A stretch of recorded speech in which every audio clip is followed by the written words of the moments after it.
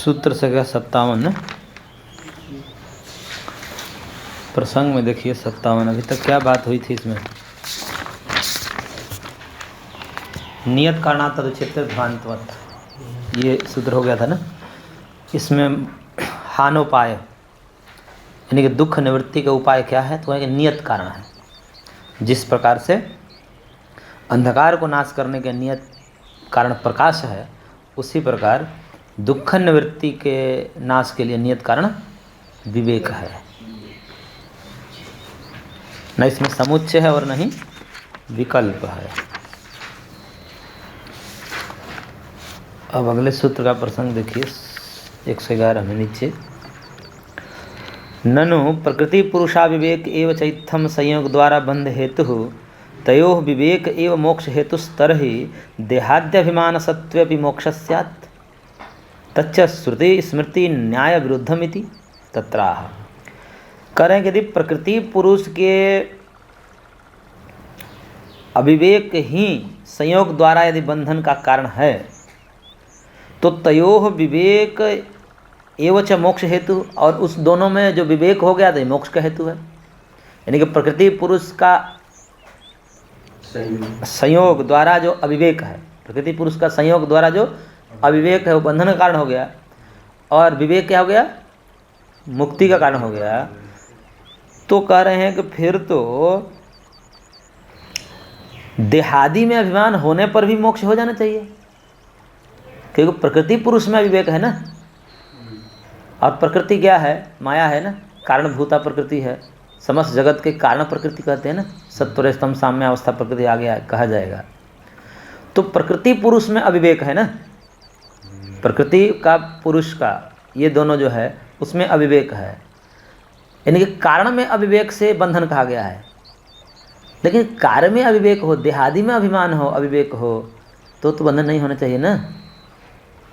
और देहादि के अभिमान से और देहादि के संबंध से पुत्र कलत्र पशु आदि में भी यदि अभिमान हो तो भी मुक्ति हो जाना चाहिए। क्योंकि आपके अभिमान किस में है? प्रकृति पुरुष में जो अभिमान है वो बंधन कारण है, वो अविवेक बंधन कारण है। लेकिन कार्य शरीर आदि में जो अभिमान होते हुए भी तो मुक्ति हो जानी चाहिए। ये प्रसंग है। तब इस विषय में अब यदि ऐसा कहेंगे तो करेंगे श्रुति स्मृति न्याय विरुद्ध हो जाएगा, क्योंकि श्रुति स्मृतियों में देहादि के अभिमान को भी बंधन का कारण कहा गया है। देह पुत्र स्त्री आदि में अभिमान को भी जो है बंधन का कारण कहा गया है। और आप केवल कह रहे हो कि प्रकृति और पुरुष में अभिमान को बंधन का कारण कहा गया है, और उसी में जो अभिमान निवृत्त हो जाए, विवेक जग जाए, तो मुक्ति का कारण हो जाएगा। तो इसका मतलब कार्य देहादि में अभिमान को जो अन्य शास्त्रों में बंधन का कारण कहा गया है वो तो सब व्यर्थ हो जाएगा। तो श्रुति स्मृति और युक्ति इन तीनों के विरोध हो जाने से फिर तो मामला गड़बड़ा जाएगा। तब इस विषय में कह रहे हैं सूत्र, बोलिए। प्रधानाविवेकात् अन्य विवेकस्य तद्धाने हानम। प्रधान अविवेकात् करेगा प्रधान में अविवेक होने से। प्रधान का मतलब मूल प्रधान प्रकृति माया। तो उस माया यानी प्रकृति में अविवेक होने से अन्य अविवेकस्य, अन्य देहादि में अविवेक होता है। यानी कि अन्य अविवेक का जो कारण है वो प्रधान में अविवेक ही अन्य अविवेक का, देहादि में अविवेक का कारण है।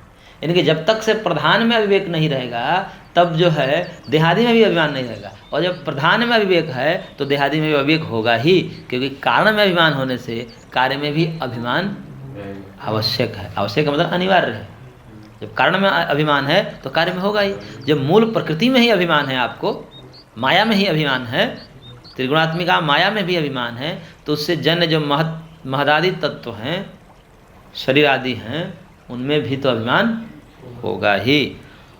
और तद्धाने हानम, और उसके हान हो जाने पर यानी कि प्रकृति में जो अविवेक है, प्रधान में जो अविवेक है, उसके हान होने पर उसके कार्य शरीर आदि में भी अविवेक का हान हो जाएगा, अभिमान का हान हो जाएगा। यानी कि मूल प्रकृति में माया में अभिमान होने से देहादि में अभिमान होता है, और देहादि से देहादि संबंधों में अभिमान होता है, संसार में अभिमान होता है।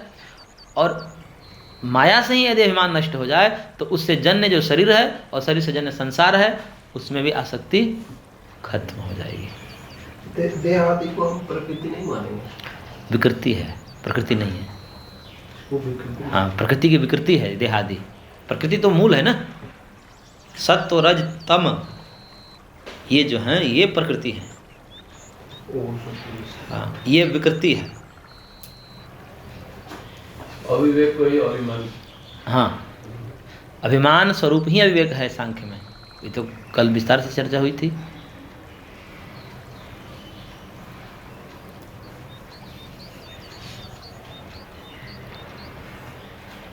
पुरुषे प्रधानाविवेकात् कारणाद्यो अन्याविवेको बुद्ध्यादि विवेको जायते।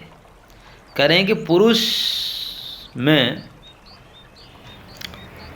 प्रधान अविवेकात् कारणाद्यो अन्य अविवेको, प्रधान के अविवेक से पुरुष में जो है अविवेक जो है प्रधान के अविवेक से, प्रधान में अविवेक यदि होता है तो उस कारणाद्यो अन्य अविवेको, पुरुष में जो अविवेक है वो प्रधान में यदि अविवेक होता है तो उससे उस कारण से अन्य में भी अविवेक हो जाता है। अन्य का मतलब कार्य में अविवेक हो जाता है। पुरुष में जो अविवेक है यदि प्रधान में अविवेक है तो उस कारण से अन्य में भी अविवेक, और अन्य क्या है? बुद्धि आदि अविवेक हो जाते, बुद्धि आदि अविवेक। अब बुद्धि आदि से पूरा संसार ले लीजिए, महतत्व, अहंकार, इंद्रियां, तन्मात्र, पंचभूत, पूरा शरीर आ गया, पूरा संसार आ गया। कार्य अविवेकस्य कार्यतया अनादि कारण अविवेक मूलकत्वात्, क्योंकि कार्य अविवेक का कार्यतया अनादि कारण अविवेक मूलकत्वात्, क्योंकि कारण होने कार्य होने से, क्योंकि कारण कार्य अविवेक का है बुद्धि आदि शरीर आदि देहादि में जो अभिमान है अविवेक है, उस अविवेक का कार्य रूप होने से इसमें जो अनादि कारण जो अविवेक मूलक होने से, क्योंकि ये अनादि कारण अविवेक है, नहीं कि अनादि अविवेक जो है यही कारण है कार्य आदि में। क्योंकि बुद्धि आदि के साथ भी हमारा संबंध अनादि है। एक बुद्धि उत्पन्न होती है, फिर कुछ कालों तक रहती है, प्रलय पर्यंत रहती है, फिर नष्ट हो जाती है, फिर दूसरी बुद्धि उत्पन्न होती है, सूक्ष्म शरीर आदि। ये जो है शरीर तो नष्ट हो जाता है जल्दी जल्दी, इसकी आयु है, लेकिन बुद्धि आदि की भी आयु है, ये भी प्रलय पर्यंत रहती है, फिर उसके बाद नष्ट होती है, फिर दूसरी बुद्धि आती है। तो इस प्रकार अविवेक होने से ये संबंध पुनः पुनः बनता रहता है। तो ये अनादि अविवेक जो है मूलक हैं ये सारे हमारे संबंध। आत्मा का बुद्धि आदि के साथ संबंध क्या है? अनादि है। कब शुरुआत हुई है ऐसा कहा नहीं जा सकता। तस्य प्रधान अविवेक हाने सत्यवश्यम हानम इत्यर्थ। और यदि प्रधान में अविवेक नष्ट हो जाए तो प्रधान में अविवेक नष्ट हो जाने पर अवश्य ही कार्य में भी अविवेक नष्ट हो जाएगा। ठीक है ना?